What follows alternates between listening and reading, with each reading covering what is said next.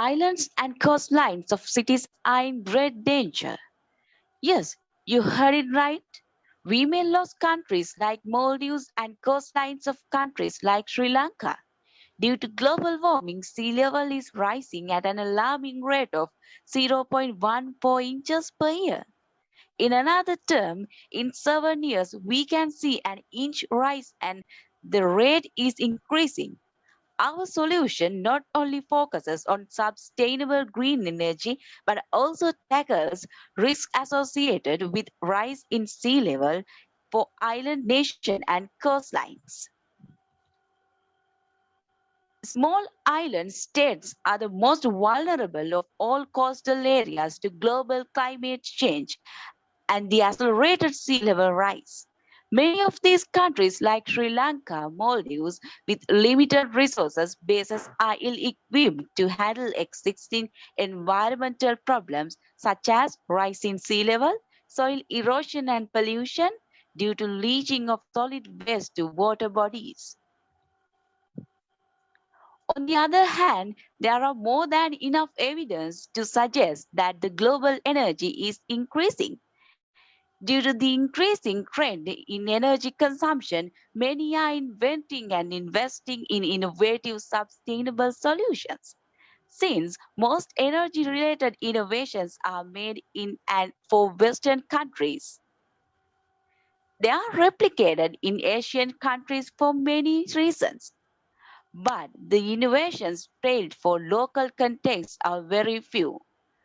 Our proposed solution is well thought through and we'll be looking at how tidal wave is a good green energy solution for island nations like Sri Lanka and the potential for scaling up globally. Seeking a more and more environmentally healthy and friendly renewable energy production process has become a peak necessity. Based on those features, we focused on the topic wave energy and we will be explaining how wave energy could be better than solar and wind based on the latest scientific publications and implemented sites around the world. Why we should go with the sea wave energy production and how much the world is preparing to reduce the carbon footprint of their relevant governing zones from power generating activities. According to the European Commission, sea wave have great potential as a renewable energy source. And let us see how the wave energy production strategy is going on at the global level. It is generated by converting the energy within ocean waves into electricity. Ocean wave energy is in the infancy of the commercialization stage.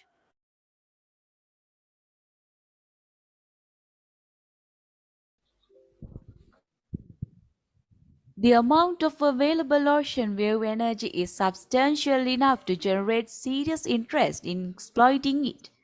The map includes an image shows the availability of wave throughout the world. Red areas have the highest wave energy while purple areas have the least. Much of the wave-rich areas are too far from lands to be useful for energy converters. Engineers use computer models to find wave hotspots closer to shore. Sea wave energy can fulfill a large portion of the global energy consumption because 40% of the world's population lives within 100 kilometers or 60 miles of the ocean.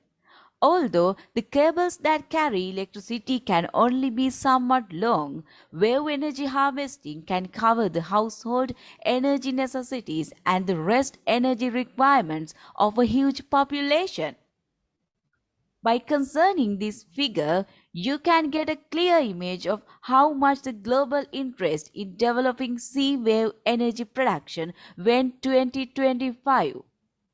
The global wave energy market is projected to reach 107 million US dollars by 2025 from an estimated market size of 44 million US dollars in 2020 at a CAGR of 19.3% during the forecast period. It is obvious that this attraction is due to the peak advantages such as adaptable and usable on a range of collectors farms situated on the coastline, in the near shore region, or floating offshore.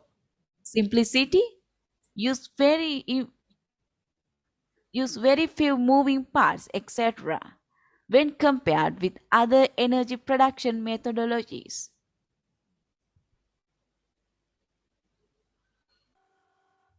Oscillating wave column (OWC) was the first concept for wave energy conversion to be developed and is still the favorite technology among a large part of the wave energy conversion community.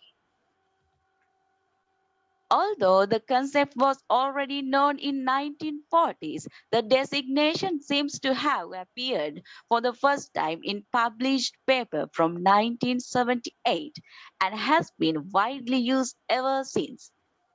OWC comprises two key elements: a collector chamber which takes power from the wave and transfers it to the air with the chamber, and a power takeoff PTO system which converts the pneumatic power into electricity or some other usable form. Initializing and maintenance cost of machines may costlier is the major problem we are to discuss under the problems.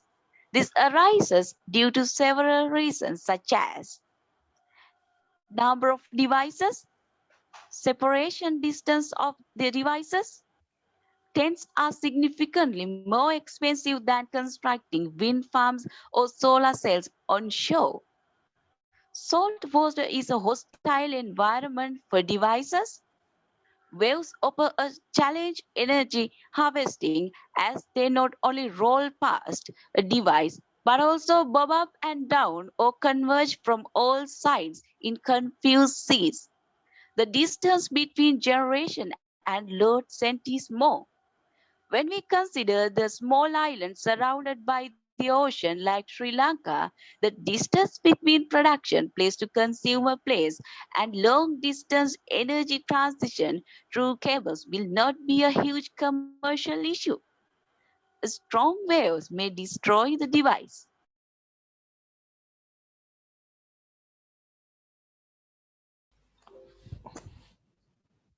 Ocean wave energy production has many advantages in comparison with other renewable energy productions. The peak advantage we are to discuss is the contribution to reduce global warming. This is our team: Kamal, Sarala, Chamod, Anuragavan, and Jeron. Thank you.